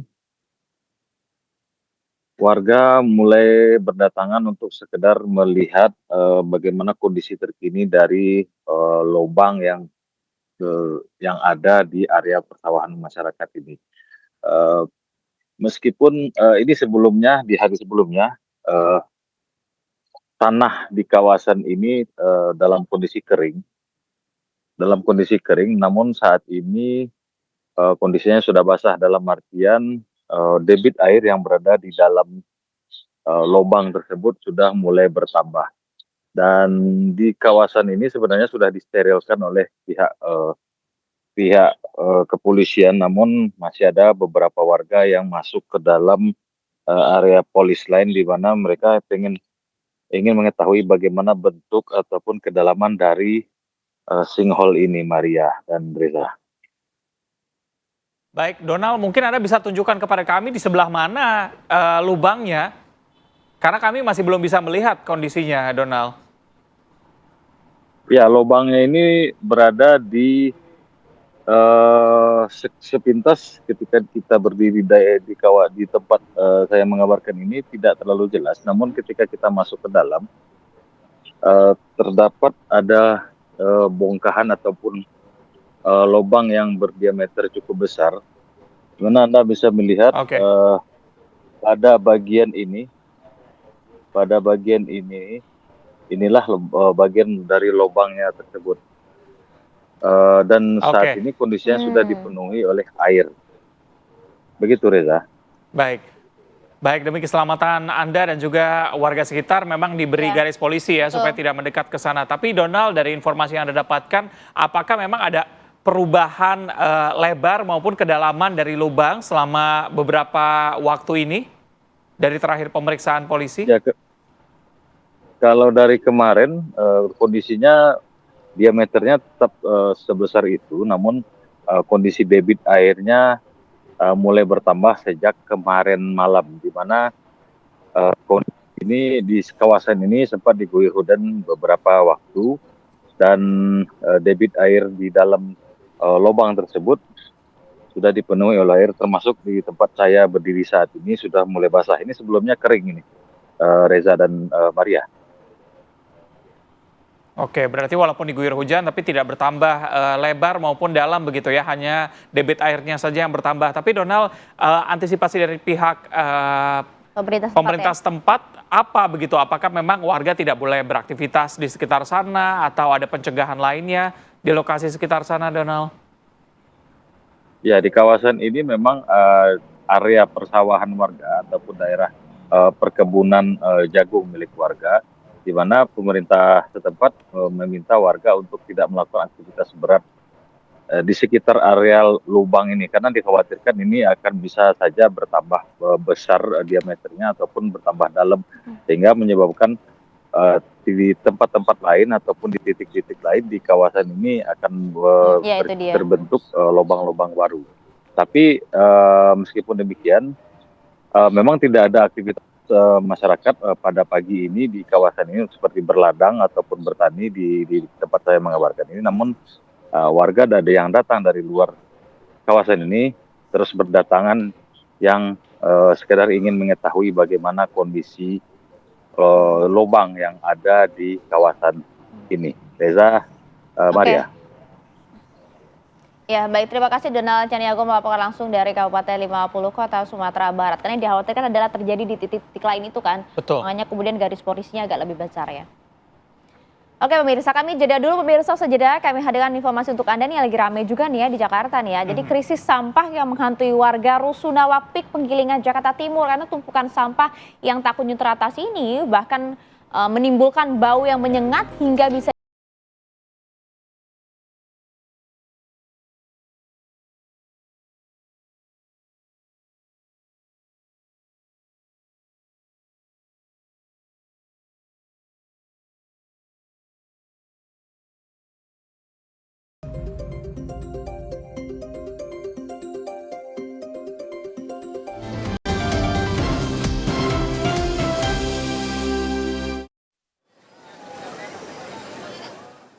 Pelaksanaan layanan pendaftaran kartu layanan gratis atau KLG kembali dilakukan hari ini di area Car Free Day Bundaran HI Jakarta. Layanan ini ditangani langsung oleh Dinas Perhubungan DKI Jakarta melalui booth-booth khusus di 2 lokasi. Pemerintah menyiapkan 2 titik pendaftaran, yaitu di Bundaran HI di depan Hotel Mandarin Oriental dan di HBKB Jakarta Selatan di samping halaman Bank Kapitol. Setiap lokasi memiliki kuota terbatas, di antaranya 150 kartu di Bundaran HI dan 50 kartu di Jakarta Selatan. Kartu layanan gratis akan dicetak langsung di tempat bagi yang lulus pendaftaran. Saya pikir public service ini luar biasa. Saya datang mungkin kurang dari setengah jam atau lebih sedikit dari setengah jam selesai. Bisa ditunjukin Pak kartunya?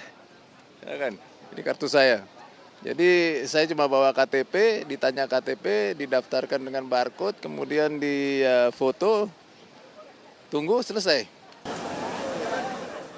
Program ini dikhususkan untuk pendaftar baru dari kategori lanjut usia 60 tahun ke atas dan penyandang disabilitas dengan syarat administrasi yang harus dilengkapi saat pendaftaran di lokasi. Layanan ini merupakan salah satu upaya pemerintah daerah untuk memperluas akses transportasi publik yang inklusif bagi seluruh lapisan masyarakat.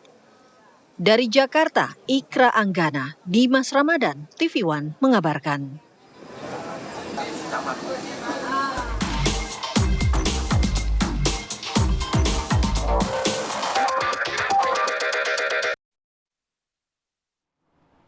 Ya ini yang bikin geleng-geleng warga sekitar ya pemirsa, ini krisis sampah yang menghantui warga Rusunawa Peak Penggilingan Jakarta Timur. Ini ada tumpukan sampah yang tidak teratasi menimbulkan bau menyengat bahkan sampai lantai 12 sudah kecium baunya kayak apa iya, ya. bahkan juga diseru lalat loh sampai ke lantai 12 tuh itu kan. Kita coba lihat dulu nih pemirsa nih gambarnya nih, karena di balik deretan hunian vertikal yang tampak tertata ini ternyata tersimpan sebuah ironi yang menyesakan dada tentunya ya. Warga di rumah susun sewa atau Rusunawa Peak Penggilingan Jakarta Timur harus bertaruh nyawa dengan aroma yang memang mereka hirup tiap harinya.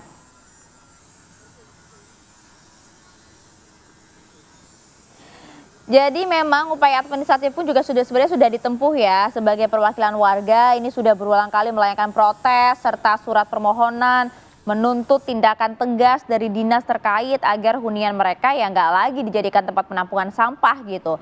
Bahkan di lantai 4 bau busuk bukan lagi sekedar kabar angin ya, tapi memang sudah menjadi pemandangan sehari-hari yang mereka cium setiap hari gitu, karena memang tumpukannya semakin menggunung saja gitu loh. Bahkan juga warga di lantai 12 pun juga kemudian menyebutkan hal yang sama, bahwa bau busuk juga tercium hingga ke lantai 12. Tentunya sirkulasi udara kan jadi tidak menyegarkan lagi ya bagi warga. Betul, semoga nanti ditemukan solusinya, tidak hanya ditutup dengan terpal, mungkin jangan seperti itu ya. Oke, coba nih kita ajak Anda pemirsa ya langsung ke lokasi, sudah ada rekan kami, ini ada Prita Zega langsung dari sana. Zega, apakah tercium baunya di lokasi ada mengabarkan? Ya, Ayah dan juga Reza, benar sekali ini bau sekali ya, di aroma bau sampah yang sangat menumpuk di sini di TPS Velbak, Kelurahan Penggilingan, Cakung, Jakarta Timur. Tidak terbayang bagaimana mereka yang hidup di sekeliling sampah ini dan juga tepatnya di Rusunawa, perkampungan industri kecil di Kelurahan Penggilingan, Kecamatan Cakung, Jakarta Timur, tidak terbayang bagaimana mereka yang setiap hari menghirup udara bau aroma yang tidak sedap yang sangat menyengat dari sampah-sampah yang menumpuk di TPS Velbak Penggilingan Jakarta Timur ini. Di mana memang kalau Anda bisa melihat bahwa ini rusunawanya pemirsa ini ada 16 lantai dan informasi yang kami dapatkan bau sampah ini tercium sampai di lantai 12. Bahkan tidak hanya bau yang menyengat yang tercium begitu, namun juga lalat-lalat yang berasal dari TPS ini sampai ke dalam rumah warga ataupun unit-unit warga, tidak terbayang ketika mereka makan, kemudian masak pemirsa, bahkan aktivitas sehari-harinya juga ini sangat terganggu. Informasi yang kami dapatkan dari Ketua RW 20 dari Pak Edi Sukarmin mengatakan bahwa memang kemarin sudah dilakukan rapat yang dihadiri oleh camat, kemudian dari lingkungan hidup, kemudian juga dari RT dan juga RW-RW untuk berdiskusi bagaimana solusi dari TPS ini. Dan saat ini memang pagi hari ini sudah mulai diangkat karena kalau misalkan tadi pemirsa ini mungkin kalau dilihat ini masih mending ya, masih mending. Kalau dari kemarin sebelum hari ini sampahnya ini sampai 2-3 meter menggunung di TPS Velbak ini dan tidak terbayang bagaimana baunya begitu ya, apalagi ketika hujan dan juga lalat-lalat. Sampai kami melihat juga belatung-belatung yang di sini sangat banyak sekali dan ini yang diresahkan oleh warga khususnya yang tinggal di Rusunawa PIK Jakarta Timur ini. Dan untuk mengetahui lebih lanjut apa saja tindakan dan bagaimana keluhan ataupun keresahan yang dirasakan oleh warga tepatnya di Rusunawa ini, saat ini saya sudah bersama dengan Kepala RW 20 bersama dengan Pak Edi Sukarmin. Selamat pagi Pak Edi. Pak Edi sampai pakai masker ini. Selamat pagi Kak Prita dan krunya. Dan selamat pagi TV One dimanapun berada. Terima kasih kedatangan kakak dari media ini. Mudah-mudahan kami bisa mencarikan solusi. Terus terang aja jujur mungkin kakak sudah mencium bau aroma yang tidak sedap. Apalagi kami dan warga yang setiap hari tinggalnya ada di lingkungan ini Kak. Betapa sulitnya kami dan warga ingin mendapatkan udara yang segar. Karena kami mengharapkan kehidupan yang layak itu adalah udara yang segar, tempat tinggal yang nyaman. Alhamdulillah kalau tempat tinggal bagi kami sudah standarisasi. Namun dengan melihat lapangan yang ada di pinggiran pagar kami ini, kurang lebih kami sudah 2 tahun tinggal di sini. Ternyata ini kalau kita lihat lingkungannya kurang baik-baik saja. Banyak lalat, banyak udara yang tidak segar, sehingga dengan adanya sampah yang numpuk di sini, itu warga kami banyak yang terdampak penyakit muntah-muntah dan sebagainya seperti itu Kak. Saya tidak menyalahkan salah satu instansi, baik kelurahan, RT, RW, LH, camat, kami tidak menyalahkan. Ayo kita duduk bareng, kita mencarikan solusi yang terbaik. Karena siapa sih orang yang mau hidup berdampingan dengan sampah? Saya kira semuanya orang tidak mau. Tapi kalau kita tidak peduli dengan lingkungan, terus mau siapa lagi Kak? Kan seperti itu. Untuk itu kemarin dengan kedatangan media, sebenarnya saya juga nggak mau Kak. Ada viral-viral kedatangan media seperti ini sehingga jadi trending topik, kami juga nggak mau. Cuman kami sudah segala upaya, segala cara kami sudah koordinasi dengan pihak pengelola rumah susun, pihak kelurahan, pihak camat pada era di 2025 kemarin. Namun sampai dengan awal tahun ini pun belum ada solusinya yang real. Ya alhamdulillah dengan kedatangan media di hari Sabtu kemarin dengan maraton dari pihak LH, terus terang aja dari hari Sabtu sampai Minggu itu saya duduk di sini sampai pagi, mungkin diangkut sampai tuntas. Tapi bila mana ini dibiarkan lagi, 3 hari yang akan datang ini sudah menumpuk kurang lebih 2-3 meter lagi. Saya hakul yakin itu Kak, itu demikian Kak. Sudah berapa lama sih Pak sebenarnya warga mengeluhkan bau yang tidak sedap ini? Ya sudah kurang lebih sudah setahun ini. Emang dari dulu sebenarnya saya tahu bahwa di sini ini adalah TPS. Tapi kan pemerintah harusnya juga melihat amdalnya seperti apa sih kalau misalnya di sini ada tempat sampah terus di situ ada pemukiman. Kan artinya juga tidak baik-baik saja kan Kak, seperti itu. Makanya pemerintah stakeholder ya marilah ayo duduk bareng. Jangan sampai sampah ini jadi permasalahan kita bersama, seperti itu Kak. Artinya kemarin sudah ada rapat ya Pak ya yang sudah dilaksanakan oleh Camat, Lingkungan Hidup dan juga RT dan RW. Hasil rapatnya seperti apa Pak? Kalau saya lihat di notulennya, itu kan mulai hari ini sebenarnya ini akan ada sosialisasi dari pihak LH, Lurah, Kecamatan akan disosialisasi kepada para pengangkut gerobak ini bahwa mulai besok hari Rabu sudah tidak diperbolehkan membuang sampah. Tapi kan beliau juga belum mengasih solusi yang tepat. Kalau nggak boleh buang di sini, suruh buang di mana kan juga belum ada solusi yang jitu Kak, seperti itu. Jadi dia itu ya maunya dadakannya aja tidak boleh buang di sini, tapi mungkin belum disosialisasi mau dibuang kemana, arahnya kemana, seperti itu. Makanya harapan kami Kak, RT, RW harus duduk bareng kepada masyarakatnya, diedukasi lah, buang sampah itu harus pada tempatnya. Jadi tidak berantakan seperti ini Kak itu. Ini saya lihat kan tadi informasi yang Bapak bilang sebelum ini sampai menggunung 3 meter ya Pak ya. Nah ini saya lihat sudah mulai diangkut, ini mau dibawa kemana dong Pak sampahnya? Ya ini makanya saya tadi sudah berbincang-bincang dengan pengangkut sampah ini sudah mungkin dari semalam ngantri. Ternyata saya dapat informasi dari koordinatornya katanya ini ada truk 1. Namun katanya belum boleh dimuat. Apa permasalahannya kami juga nggak tahu kan, seperti itu. Ya seperti itu Kak permasalahannya. Saya dapat informasi dari LH. Itu katanya di Kelurahan Penggilingan sebenarnya ada berapa armada sih? Katanya ada 8 armada. Oke, kalau 8 armada saya kira untuk mengangkut sampah ini kapasitasnya hanya berapa ton sih? Harusnya itu tercukupin karena dari 20 RW itu Kak, itu kurang lebih hanya 11 atau 12 RW yang buang sampah ke sini. Yang lainnya itu diambil secara mandiri. Jadi kita ada penampungan bila mana nanti kurang lebih sudah ada 1 truk, ya sudah kita dari LH masuk ke dalam ngambil sampahnya seperti itu. Tapi itu belum dilakukan sampai sekarang. Jadi baru hanya beberapa RW, seperti itu aja Kak. Akhirnya artinya ini besok udah mulai 7 Januari ini sudah tidak boleh lagi Pak sampah dibuang di sini ya Pak ya? Kalau menurut notulen hasil rapat kemarin dari LH, Lurah, dan Camat, harusnya mulai besok sudah steril Kak, seperti itu.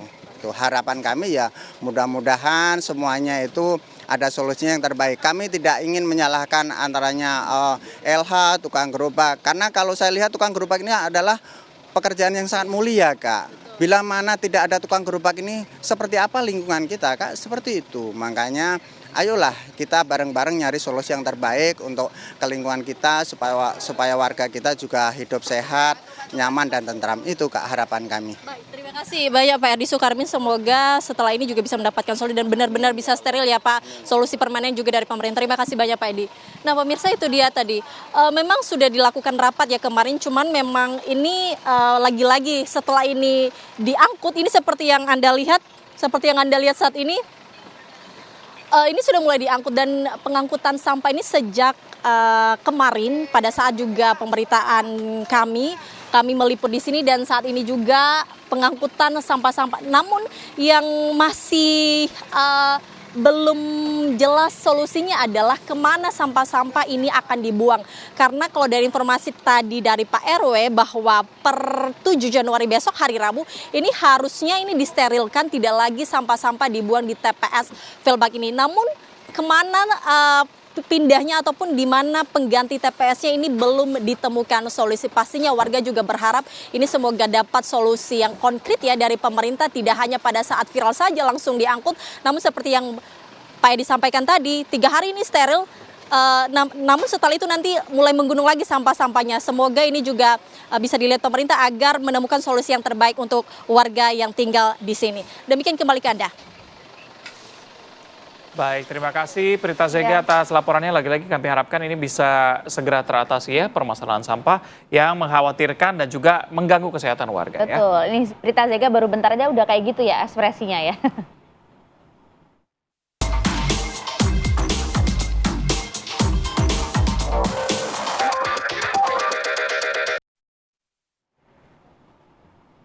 Pemirsa, tabrakan beruntun melibatkan 5 unit mobil terjadi di depan Autopart BSD. Sejumlah kendaraan mengalami kerusakan cukup parah akibat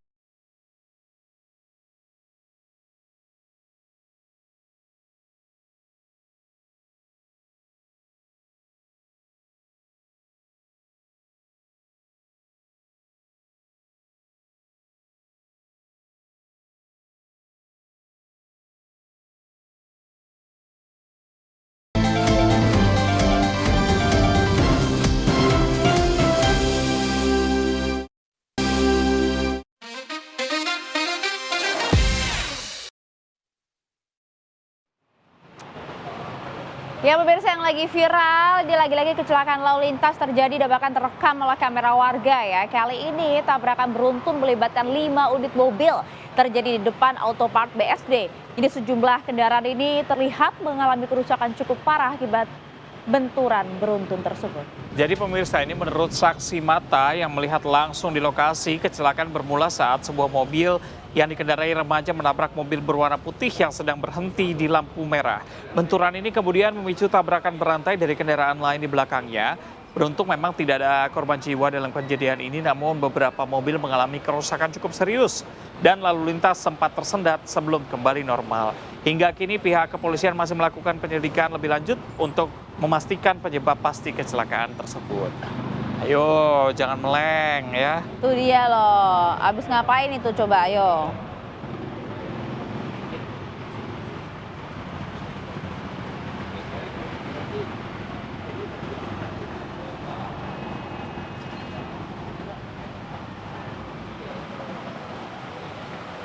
Kita kabar viral berikutnya, pemirsa, ada sebuah video penangkapan seorang pria di stasiun Duku, Kabupaten Padang Pariaman. Ini viral di media sosial ya. Pria tersebut diamankan oleh petugas keamanan setelah kedapatan mencuri 1 unit ponsel milik penumpang kereta api rute Pariaman Padang.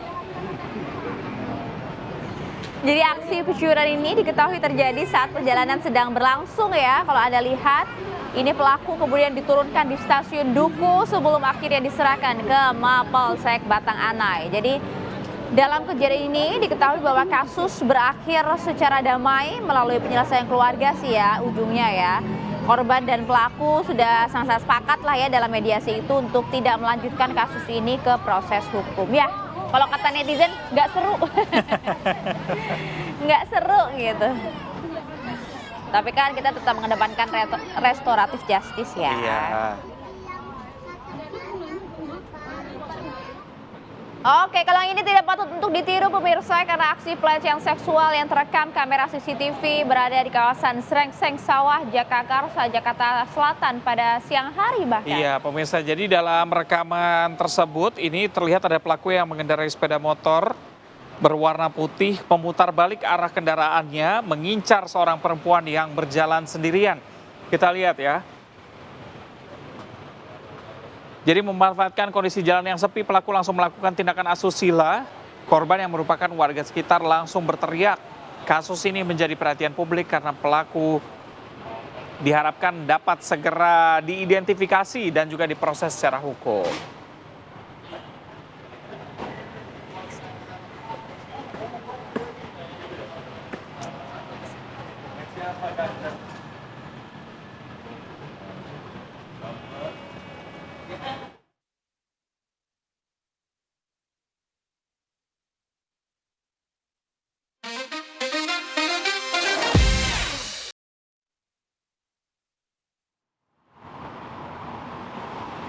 Oke pemirsa, berakhir juga kemudian perjumpaan kita di Apa Kabar Indonesia pagi hari ini. Tapi jangan kemana-mana ya, karena saat lagi kan ada Hidup Sehat yang akan menyapa Anda. Kalau begitu saya pamit, saya Maria Segaf. Saya Reza Balwel, terima kasih. Sampai jumpa.